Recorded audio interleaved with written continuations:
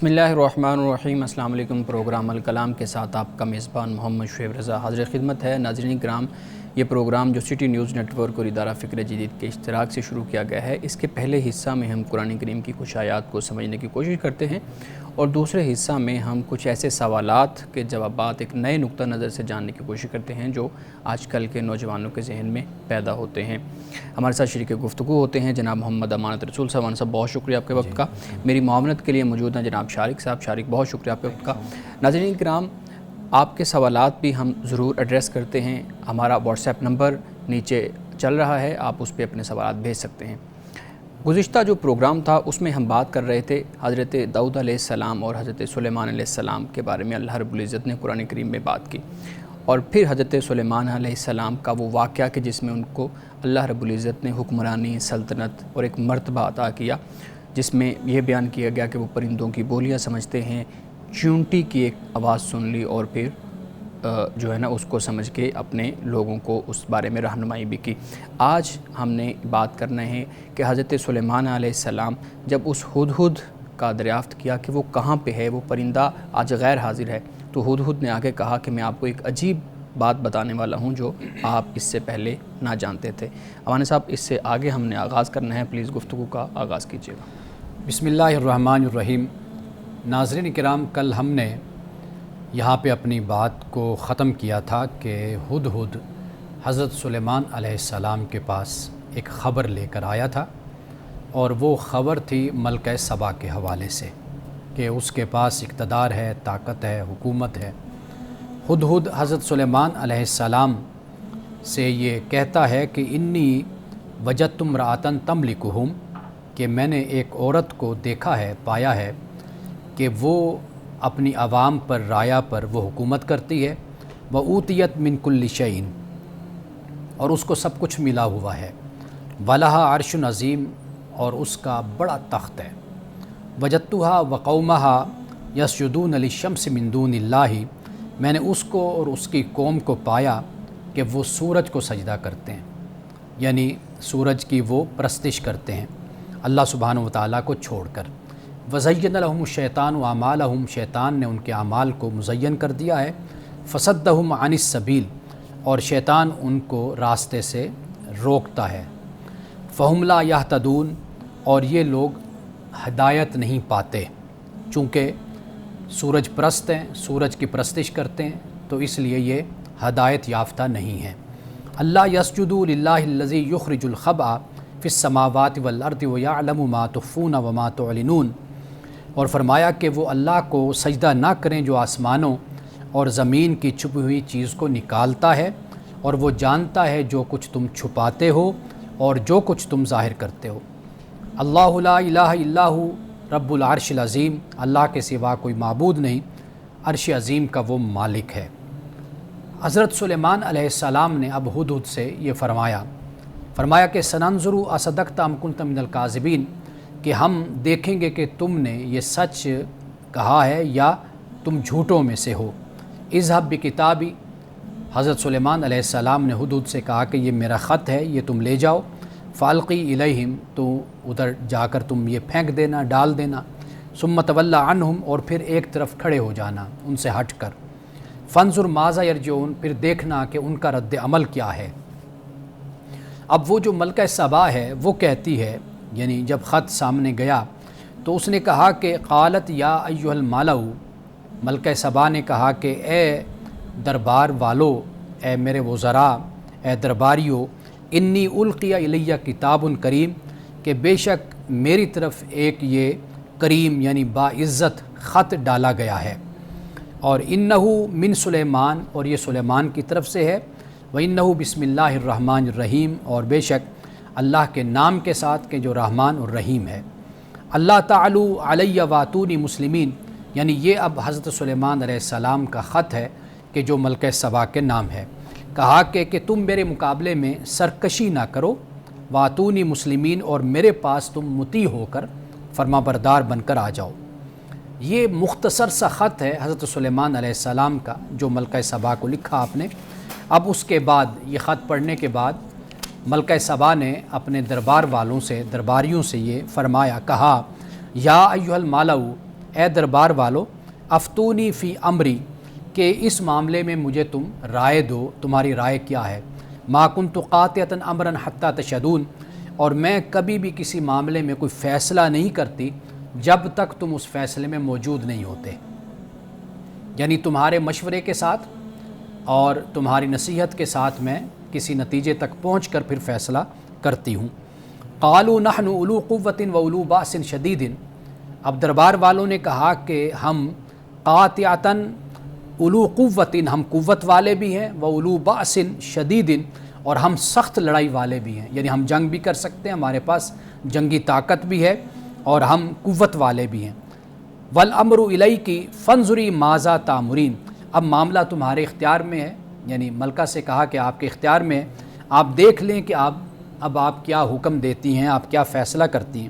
قالت، ملکہ سبا نے کہا کہ ان الملوک، کہ جو بادشاہ ہوتے ہیں ان کا طریقہ یہ ہوتا ہے کہ اذا داخلوا قریۃ، جب وہ کسی بستی میں داخل ہو جاتے ہیں، افسدوها، تو وہ اس کو تباہ و برباد کر دیتے ہیں، وجعلوا اعزۃ اہلھا ذلہ، اور جو عزت والے ہوتے ہیں ان کو وہ ذلیل کر دیتے ہیں، وکذالک یفعلون، اور اسی طرح بس وہ کرتے ہیں، ان کا کام یہی ہے۔ وانی مرسلۃ الیہم بہدیۃ فناظرۃ بما یرجع المرسلون، اور پھر اس کے بعد ملکہ سبا حضرت سلیمان علیہ السلام کے لیے ہدیہ بھیجتی ہے، اور یہاں پر وہ کہہ رہی ہے کہ میں ان کی طرف ایک ہدیہ بھیجتی ہوں، پھر دیکھتی ہوں کہ سفیر کیا جواب لاتے ہیں۔ تو وہ تحفہ ہدیہ حضرت سلیمان علیہ السلام کے لیے وہ بھیجتی ہے۔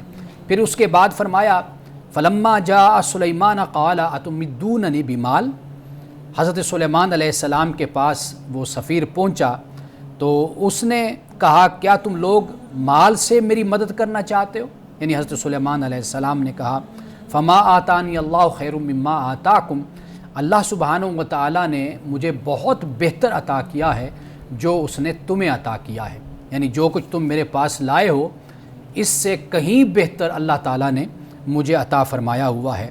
اور پھر فرمایا کہ بل انتم بہدیتکم تفرحون، اور جو فرمایا کہ بلکہ تم ہی اپنے تحفے سے خوش ہو، یعنی اس سے اشارہ اس بات کی طرف ہے کہ تم جو میرے پاس لائے ہو تم یہ خیال کرتے ہو کہ ہم کوئی بہت بڑی چیز حضرت سلیمان علیہ السلام کے پاس لائے ہیں، تو فرمایا کہ یہ اس سے تم ہی خوش ہو کہ بھئی یہ کوئی بڑا تحفہ اٹھا کر تم لائے ہو، اس سے کہیں بڑھ کر اللہ سبحانہ و تعالیٰ نے مجھے عطا فرما کر رکھا ہے۔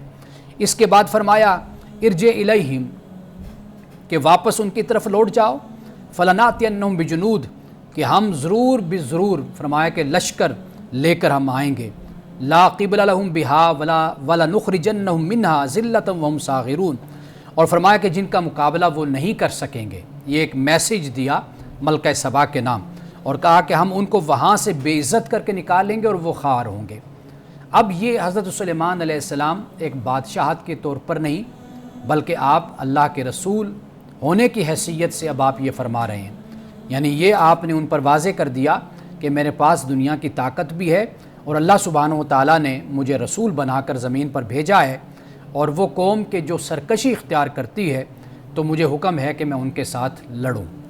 اب اس کے بعد حضرت سلیمان علیہ السلام نے اپنے دربار والوں سے کہا، آپ نے فرمایا کہ ایکم یاتینی بعرشہا قبل ان یاتونی مسلمین، کہ تم میں سے کون اس کا تخت میرے پاس لاتا ہے۔ ملکہ سبا کا جو تخت ہے اس کے بارے میں حضرت سلیمان علیہ السلام نے کہا کہ کون ہے کہ جو اس تخت کو میرے پاس لاتا ہے قبل ان یاتونی مسلمین، اس سے پہلے کہ وہ لوگ مطیع ہو کر میرے پاس آ جائیں۔ اب حضرت سلیمان علیہ السلام کے اس تخت کے حوالے سے میں ایک بات عرض کر کے آج کی گفتگو کا اختتام کرتا ہوں، وہ یہ کہ کہا جاتا ہے کہ ملکہ سبا نے اپنے تخت کو وہاں سے روانہ ہونے سے پہلے اپنے کمرے میں اس کو بند کر کے رکھ دیا تھا، اور تاکہ وہاں تک کسی کی پہنچ نہ ہو سکے۔ تو اس کے بعد وہ اپنے ملک سے، اپنے یمن سے، اس علاقے سے وہ نکلی تھی، اور یہ تقریباً بہت بڑا سفر بنتا ہے، یعنی ہزاروں میل، 1000 میل سے زیادہ کا یہ سفر ہے کہ جو ملکہ سبا اور حضرت سلیمان علیہ السلام کے درمیان یہ بنتا ہے۔ تو لیکن ابھی وہ اپنے تخت سے، اپنی سلطنت سے، اپنی ریاست سے نکلی تھی کہ ادھر سے حضرت سلیمان علیہ السلام نے اپنے دربار والوں سے کہا کہ کون ہے کہ جو اس تخت کو اٹھا کر میرے پاس لے آئے۔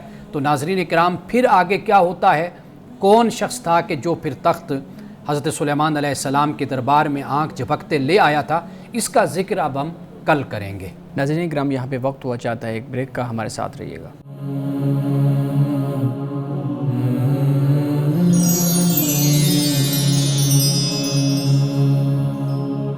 ویلکم بیک ناظرین۔ امان صاحب، جو آیات آپ نے بیان کی ہیں ان سے متعلق کچھ سوالات۔ وَزَيَّنَ لَهُمْ أَعْمَالَهُمْ، جب اعمال کی زینت کی بات ہوتی ہے، ان کو مزین کر کے دکھانے کی بات ہوتی ہے، تو دو چیزیں ہمیں ملتی ہیں۔ اگر ہم سورۃ النمل کی بات کریں تو اس کے ابتدار میں ہی یہ بات کی گئی کہ اللہ نے ان کے اعمال کو مزین کر کے دکھایا، اور دوسری طرف جب ہم یہاں پہ دیکھتے ہیں جو آیات آج آپ نے بیان کی ہیں تو اس میں بتایا کہ شیطان نے ان کے اعمال کو مزین اور زینت بنا کے دکھایا۔ اب نسبت اللہ تعالیٰ کی طرف بھی ہے، نسبت اعمال کے مزین کرنے کی شیطان کی طرف بھی ہے۔ آپ بیان کیجئے گا کہ جب اللہ تعالیٰ کی طرف ہے تو اس کا کیا مطلب ہے، اور جب شیطان کی طرف ہے تو اس کا کیا مطلب ہے؟ دیکھیے، جب ہم ان افعال کی نسبت اللہ سبحانہ و تعالیٰ کی طرف سے کرتے ہیں تو اس سے مراد یہ ہوتا ہے کہ اللہ انسان کے عمل کا نتیجہ اس کو عطا کرتا ہے۔ قرآن مجید میں جیسے ہے کہ اللہ نے مہر لگا دی ان کے دلوں پر، اب اللہ سبحانہ و تعالیٰ در حقیقت ان کے اعمال کا نتیجہ ان کو دیتا ہے، یعنی ان کا کردار، ان کی سرکشی، ان کی ضد اس نتیجے تک لاتی ہے کہ آخر پھر جو ہدایت کا دروازہ ہے اس کو بند کر دیا جاتا ہے۔ اب یہ دیکھیے نا کہ جیسے ایک انسان ایک برا کام کرتا ہے تو وقت گزرنے کے ساتھ ساتھ وہ اس کا اتنا عادی ہو جاتا ہے کہ پھر اس میں سے احساس گناہی ختم ہو جاتا ہے۔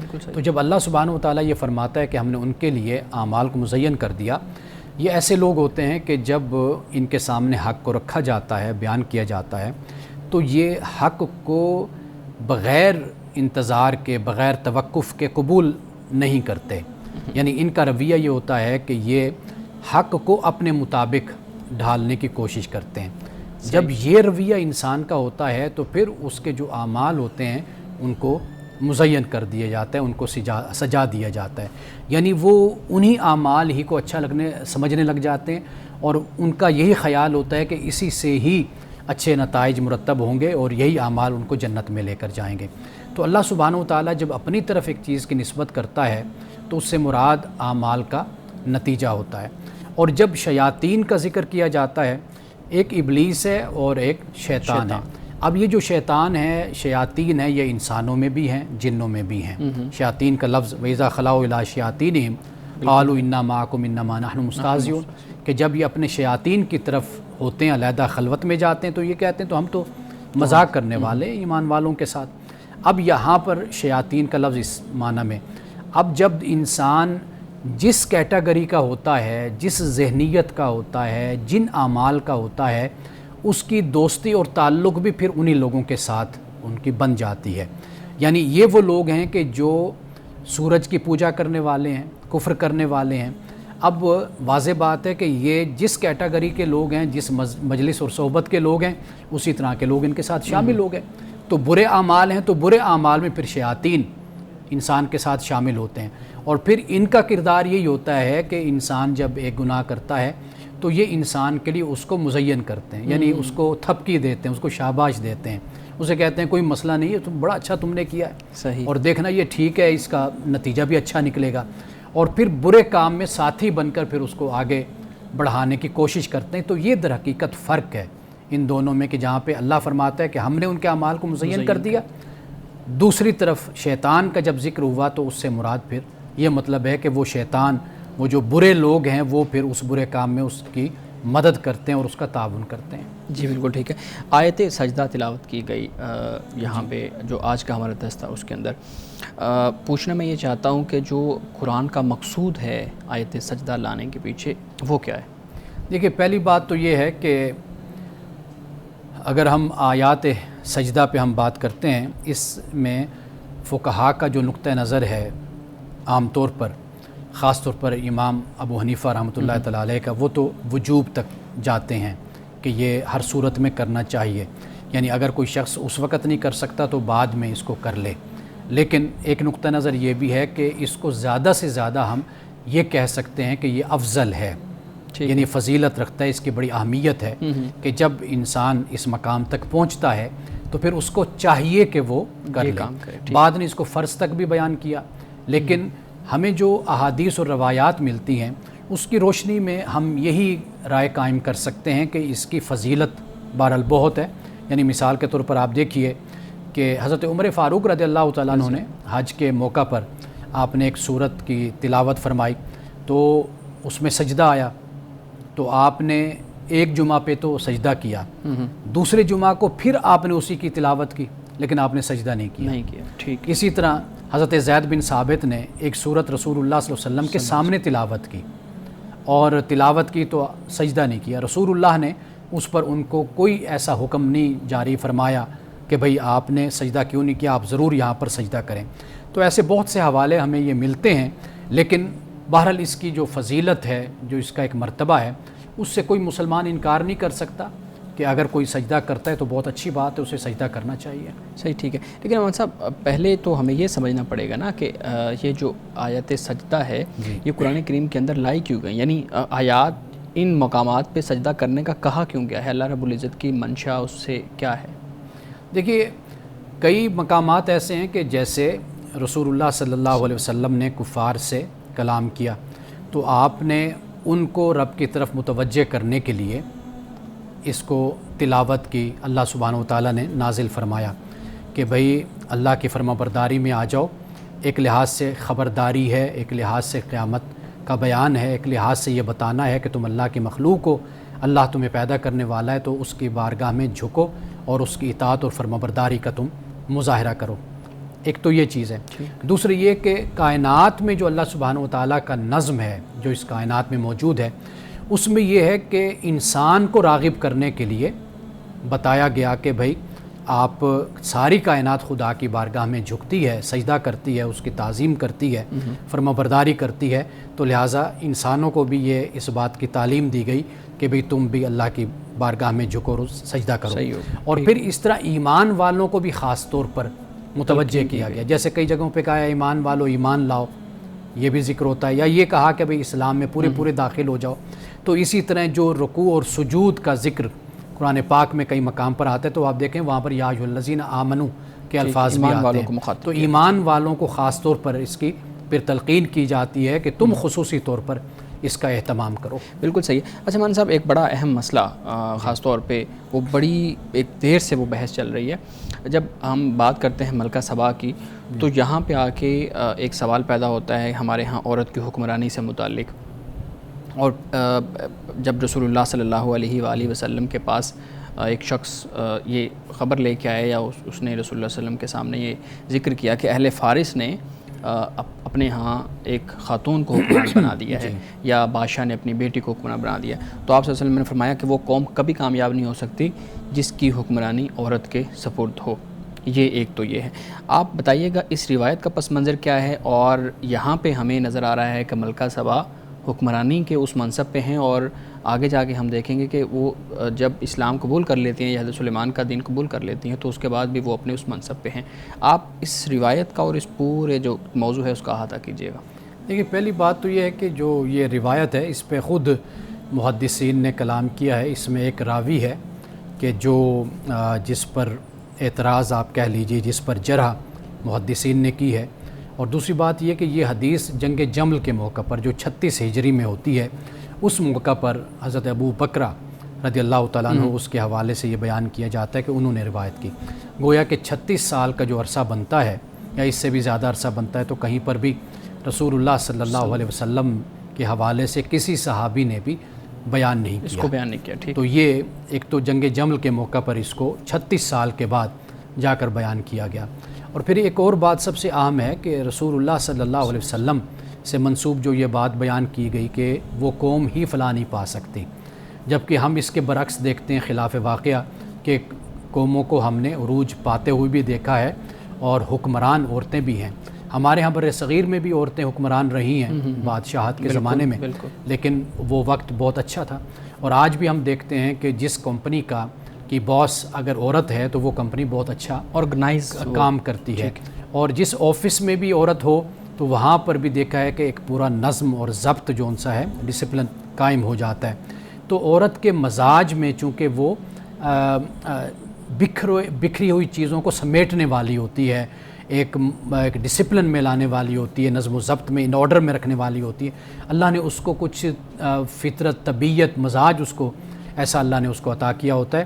تو ہم یہ دیکھتے ہیں کہ بالکل اس کے خلاف دنیا نے ترقی کی ہے. تو ایسا قول جو رسول اللہ صلی اللہ علیہ وسلم کی طرف منسوب کیا جائے تو پھر اس کے خلاف واقعہ کوئی بات ایسی نہیں ہونی چاہیے. تو لہٰذا بہت سی ایسی یعنی وجوہات ہیں جس کی بنیاد پر اس حدیث کو قبول کرنے میں مشکل پیش آتی ہے. ناظرین کرام, یہاں پہ وقت ہوا چاہتا ہے ایک بریک کا, ہمارے ساتھ رہیے گا.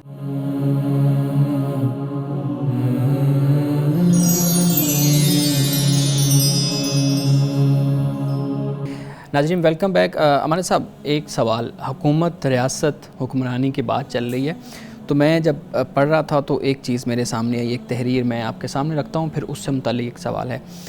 ایک صحیح اسلامی حکومت کو یہ حق تو نہیں ہے کہ وہ غیر مسلموں کو اسلام لانے پر مجبور کرے, لیکن اسے یہ حق حاصل ہے کہ وہ غیر مسلموں کو اقتدار پر متمکن نہ رہنے دے, یعنی ان کو اقتدار پہ قابض نہ رہنے دے. آج کل جب نیشنل اسٹیٹس بن گئی ہیں اور ہمارے سامنے ایک نیا نظم آ گیا ہے حکمرانی کا, تو کیا آج بھی اس آیت کے تناظر میں ایک فرض بنتا ہے اسلامی حکومت کا کہ وہ کسی دوسری غیر مسلم حکومت کو ختم کر کے اپنی حکومت قائم کرے؟ اچھا دیکھیے, پہلی بات تو یہ ہے کہ جس تحریر کو آپ نے پڑھا ہے اس کا خالصتاً تعلق ایک اسلامی ریاست کے ساتھ ہے. ٹھیک ہے. یعنی جب آپ ایک ریاست قائم کریں گے اور آپ یہ کہیں گے کہ یہ اسلامی ریاست ہے, اسلامی اصولوں پر یہ قائم ایک ریاست کی گئی ہے اور اس کا جو نظم و ضبط ہے وہ مسلمان چلائیں گے, تو پھر واضح بات ہے کہ اس میں کچھ چیزوں کو آپ طے کر لیتے ہیں. جی, یہ اس حوالے سے ہے. اور اس تحریر کا جو اصل جو پس منظر ہے وہ یہ ہے کہ دنیا میں جب مسلمانوں کو غلبہ حاصل تھا, مسلمانوں کو اقتدار حاصل تھا, اور خاص طور پر جب ہم دیکھتے ہیں کہ مسلمانوں کا جو دور اول ہے, خلفائے راشدین کا ہم زمانہ دیکھتے ہیں, اور دنیا کے ساتھ جو مسلمانوں کے معاملات تھے وہ اس طرح تھے کہ جیسے فاتح اور مفتوح کا ایک تعلق ہوتا ہے. تو وہ اس دنیا میں جب آپ ایک ریاست کو قائم کرتے ہیں تو اس میں پھر آپ ان چیزوں کا خیال رکھتے ہیں. صحیح. لیکن آج کی دنیا میں جب ہم بات کرتے ہیں تو جو اس وقت دنیا کا نظم و ضبط چل رہا ہے, دنیا کا نظام چل رہا ہے, اس میں نیشن سٹیٹ کا ایک تصور ہے. جی. تو جب ایک ریاست کسی نظریے پر قائم ہوگی, تو مثال کے طور پر آپ اسلامی ریاست کو ایک طرف رکھ دیں, آپ کرسچن ریاست بھی جب قائم ہوتی ہے, مسیحی ریاست, تو واضح بات ہے کہ ان کا جو طریقہ کار ہوگا, اس کا جو نظم و ضبط ہوگا, جو اصول ہوں گے وہ اسی ہی پیراڈائم میں اور اسی دائرے میں ہوں گے جو مسیحیت کا طے کردہ ہوگا. ایسے ہی ہے. اسی طرح لیکن جب ہم آج دنیا کی ہم بات کر رہے ہیں تو نیشن سٹیٹس کا ایک تصور ہے. اس میں پھر یہ ہوتا ہے کہ آپ کے اس ٹکڑے میں, اس خطے میں کہ جہاں پر ایک ریاست قائم ہوتی ہے, وہاں پر رہنے والے پھر مذہب کی بنیاد پر نہیں پہچانے جاتے, بلکہ وہ پہچانے جاتے ہیں اس نظم و ضبط اور اس ریاست کی بنیاد پر کہ بھئی یہ پاکستانی ہیں, یہ انڈین ہیں, ان کا تعلق مثال کے طور پر یہ کوئی یورپین سٹیٹ ہے, اس سے ایک تعلق بن گیا نا.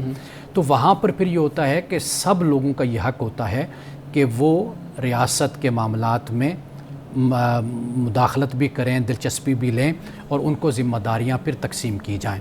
وہ ذمہ داریاں پھر مذہب کی بنیاد پر پھر نہیں ہوتی, وہ پھر اہلیت کی بنیاد پر ہوتی ہیں, اس بنیاد پر ہوتی ہیں کہ یہ اس قوم کا ایک فرد ہے.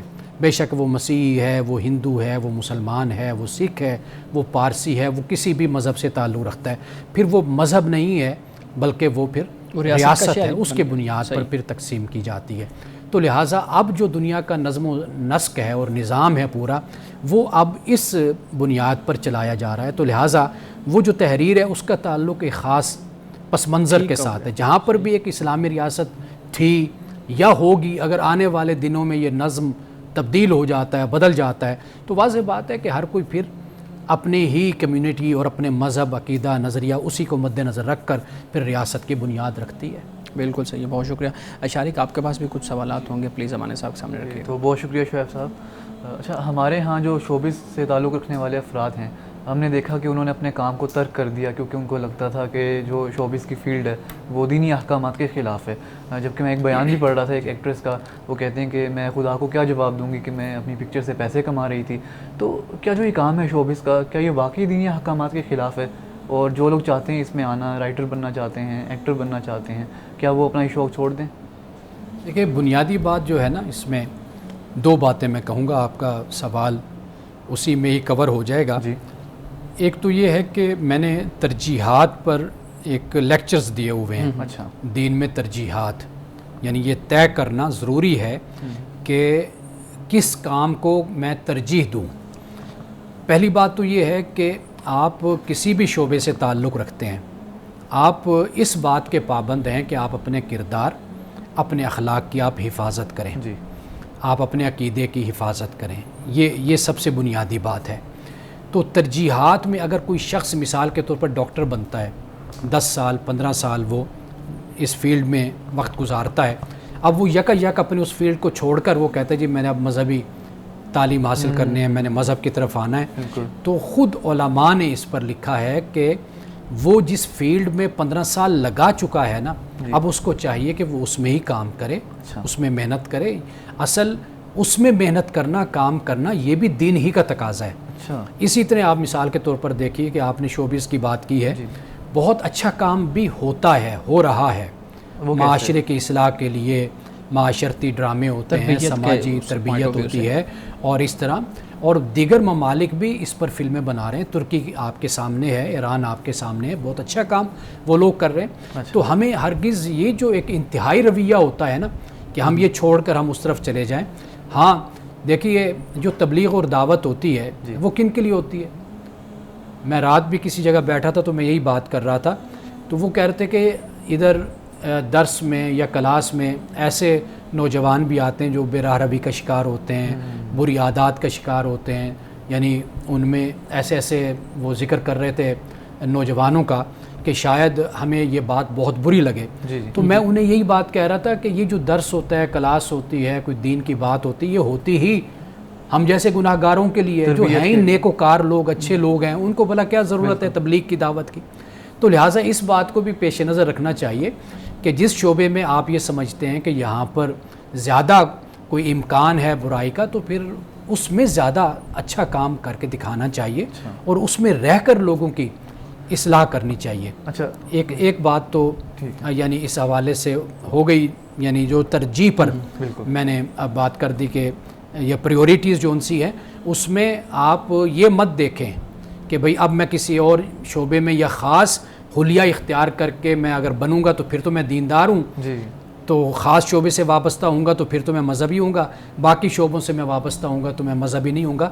تو مذہب کہیں پر آپ کو پابند نہیں کرتا. آپ کسی بھی شعبے سے ہوں, آپ اچھا کام کریں, انسان اور مسلمان بن کے رہیں, تو وہی آپ کے لیے نیکی کا ذریعہ بن جاتے ہیں. لیکن وہ اپنی فیلڈ میں رہتے ہوئے اچھا کام کیسے کر سکتے ہیں؟ کیونکہ ہم دیکھتے ہیں کہ شوبز میں ملاقاتیں ہوتی ہیں غیر محرم سے, اور آپس میں مل کر کام کرنا ہوتا ہے. اور اگر سوسائٹی کے لیے بھی اچھا میسیج اگر دینا ہے, جس سے منسلک میرا اگلا سوال بھی ہے, تو اس میں بھی وہ ایسے یعنی کہ عمل دکھاتے ہیں کرتے ہوئے جو کہ جن کی دین میں منائی ہے. تو پھر کیسے یعنی کہ وہ تو یعنی کہ اس کام میں انوالو تو ہو گئے نا, چاہے لوگوں کو سمجھانے کے لیے ہی کر رہے ہیں, تو کیسے وہ اچھا کام کر سکتے ہیں اس فیلڈ میں رہتے ہوئے؟ دیکھیے میں نے عرض کیا نا کہ اٹ سیلف کوئی چیز بھی بری نہیں ہوتی. اچھا, وہ ڈرامہ ہو, وہ فلم ہو, وہ میڈیا ہو, کچھ بھی ہو, یہ تو ایک سکرین ہے جس پر آپ لوگوں کو دکھا رہے ہیں چیز. اصل جو چیز ہوتی ہے وہ یہ ہوتی ہے کہ آپ بنا کیا رہے ہیں, کر کیا رہے ہیں. تو اس چیز کو مد نظر رکھا جائے. آپ کسی چیز کے جواز اور کسی چیز کے ناجائز ہونے میں جانے کے بجائے آپ اس چیز پر فوکس کیجئے کہ جو آپ کے پاس پلیٹ فارم ہے, آپ اس کو کس طریقے سے استعمال کر کے آپ معاشرے کی اصلاح کا کام کر سکتے ہیں. تو میرا خیال ہے کہ اصل توجہ اس پہ ہماری ہونی چاہیے. آپ کو میں نے ایران کی مثال دی ہے, آپ ایران کی فلمیں دیکھ لیجئے, اچھا, ان کے ڈرامے دیکھ لیجئے, وہ اتنے خوبصورت ہوتے ہیں. ایک 5 منٹ کا بھی کوئی انہوں نے بنایا ہوا ہے نا, آپ وہ ویڈیو دیکھ لیجئے کہ انسان ایک دفعہ دیکھ کر حیران ہو جاتا ہے کہ کتنے خوبصورت انداز سے انہوں نے میسیج دیا ہے. تو ولگیرٹی اور فحاشی اور یعنی یہ معلوم نہیں ہے کہ ہم سمجھتے ہیں کہ شاید اس سے کوئی پیغام جاتا ہے, یہ تو سوائے معاشرے کی تباہی اور بربادی کی اس کے علاوہ تو کچھ بھی نہیں ہوتا. اچھا. اگر یہ آپ کو میڈیم ملا ہے تو اس کے استعمال کر کے بہترین قسم کے ڈرامے اور بہترین قسم کی فلمیں بنا کر معاشرے کی اصلاح کا کام ہو سکتا ہے. صحیح. ناظرین کرام یہاں پہ وقت ہوا جاتا ہے ایک بریک کا, ہمارے ساتھ رہیے گا.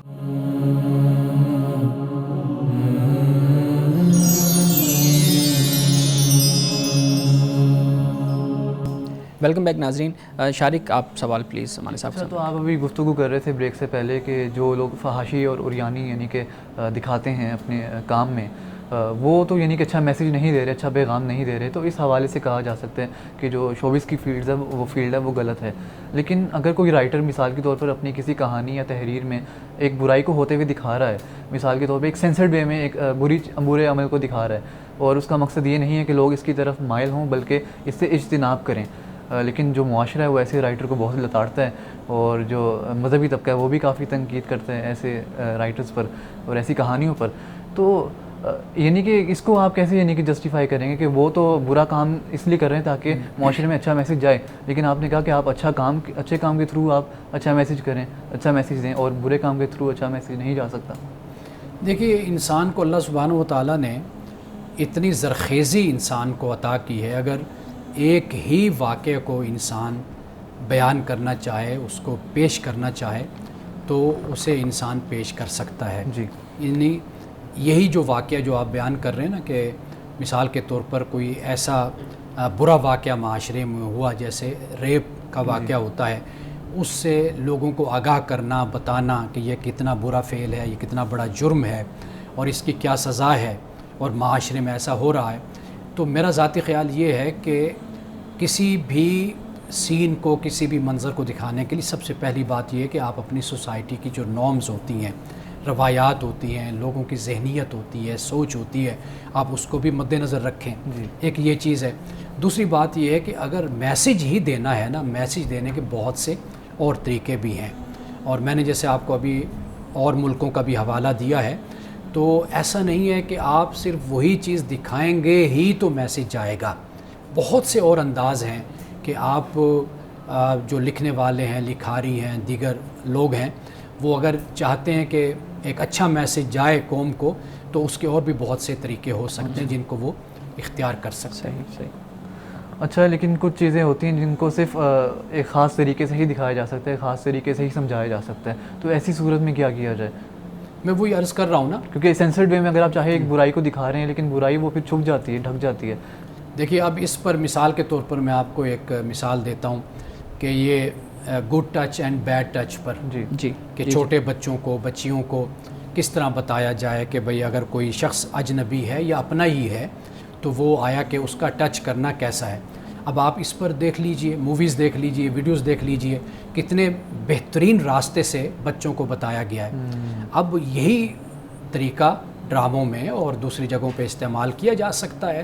تو میں اصل جو بات سمجھانا چاہتا ہوں نا, وہ یہ ہے کہ چونکہ میرا بھی کتاب سے تعلق ہے, سوچ بچار سے, لکھنے پڑھنے سے, میں دیکھتا ہوں کہ بہت وسعت ہے. انسان اگر کسی چیز کو پیش کرنا چاہتا ہے نا, اس کو اللہ تعالیٰ نے بہت ورائٹی دی ہوئی ہے, بہت تنوع ہے انسان کے پاس, کہ وہ ایک ہی چیز کا میسیج اگر دینا چاہتا ہے تو اس کے پاس بہت سے مختلف میڈیم اور بہت سے مختلف انداز ہوتے ہیں کہ جس کے ذریعے سے وہ ایک میسیج لوگوں تک پہنچا سکتا ہے. صحیح.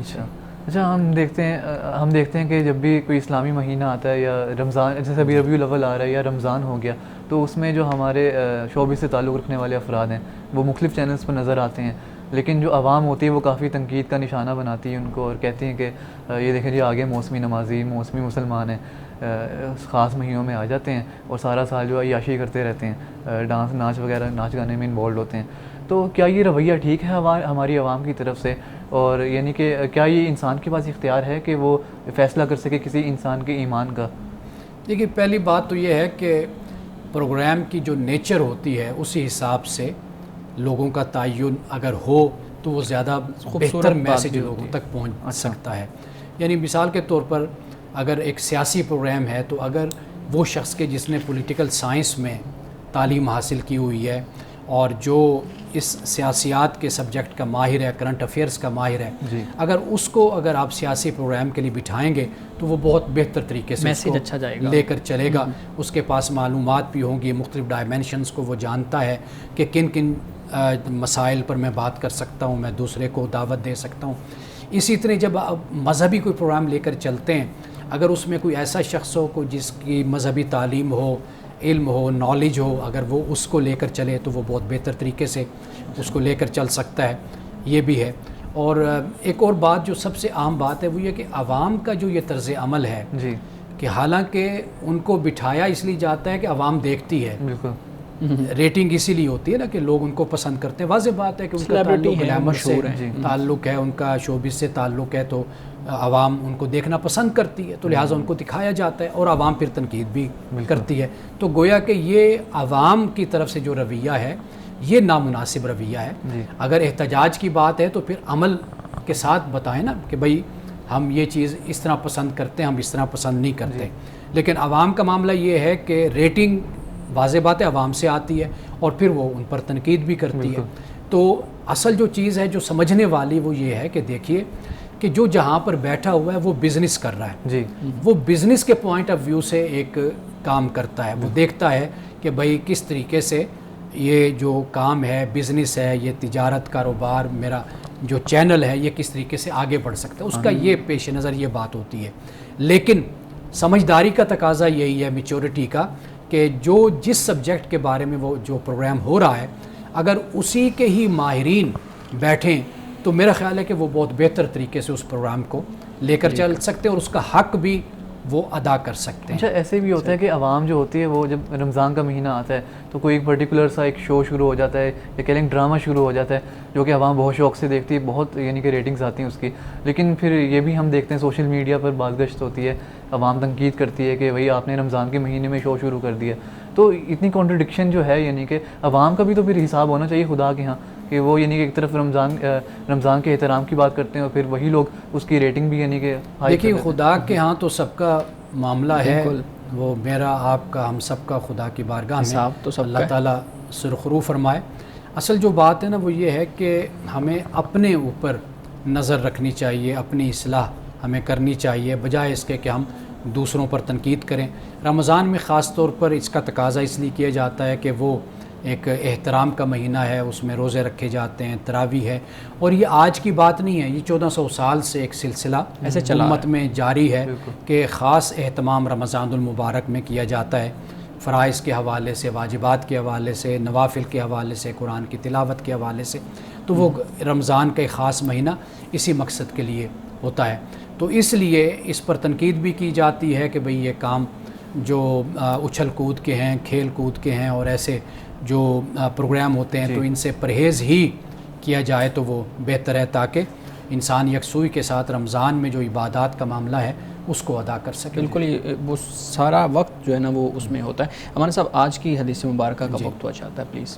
آج کی حدیث غصے کے حوالے سے ہے. حضرت ابو ہریرہ رضی اللہ تعالیٰ عنہ سے روایت ہے کہ رسول اللہ صلی اللہ علیہ وسلم نے فرمایا کہ لیس الشدید بسرعۃ، کہ جو پہلوان ہے، طاقتور ہے، فرمایا کہ وہ شخص طاقتور نہیں ہے کہ جو کشتی میں کسی کو پچھاڑ دیتا ہے، کسی کو شکست دے دیتا ہے. فرمایا کہ انما الشدید الذی یملک نفسہ عند الغضب، اصل جو طاقتور شخص ہے وہ ہوتا ہے کہ جو غصے کے وقت اپنے آپ کو قابو میں رکھے. یعنی ایک شخص پہلوان ہے، طاقتور ہے، وہ کیا کرتا ہے کشتی میں اپنے مقابل کو، اپنے حریف کو پچھاڑ دیتا ہے، اس کو شکست دے دیتا ہے. تو رسول اللہ نے فرمایا وہ طاقتور اصل میں نہیں ہے. اصل طاقتور کون ہوتا ہے؟ وہ ہوتا ہے کہ جب اس کو غصہ آئے تو اس وقت وہ اپنے آپ کو کنٹرول میں کر لے. اس لیے کہ جب انسان غصے میں آتا ہے تو پھر گالم گلوچ بھی کرتا ہے، پھر اپنے سامنے بڑے چھوٹے کا بھی خیال نہیں کرتا. تو اصل طاقتور وہ شخص ہوتا ہے کہ جو اپنے آپ کو کنٹرول کر لے. وہ نہیں ہوتا کہ جو دوسروں کو شکست دیتا پھرے، دوسروں کو پچھاڑتا پھرے اور دوسروں کو چپ کراتا پھرے. وہ طاقتور نہیں ہے. طاقتور وہ شخص ہے کہ جو کردار میں، اخلاق میں اتنے اعلیٰ مقام پر ہو کہ اگر اس پر غصہ طاری ہو تو اس وقت بھی وہ اپنے آپ کو کنٹرول میں رکھے، دوسرے کی بے عزتی نہ کرے، بڑوں کی گستاخی نہ کرے، چھوٹوں کے ساتھ بدتمیزی نہ کرے. تو یہ در حقیقت طاقتور شخص ہوتا ہے. امان صاحب بہت شکریہ آپ کے وقت کا، بہت مدلل انداز میں آپ نے سوالات کے جوابات دیے، بہت شکریہ شارق آپ کے سوالات کا۔ ناظرین کرام اس دعا کے ساتھ اپنے پروگرام کا اختتام کریں گے، اللہ رب العزت حسن کلام تاثیر کلام عطا فرمائے، ہماری زبان کے گروں کو کھول دے اور سننے والوں تک خیر کا پیغام پہنچے۔ اجازت دیجیے، خدا حافظ۔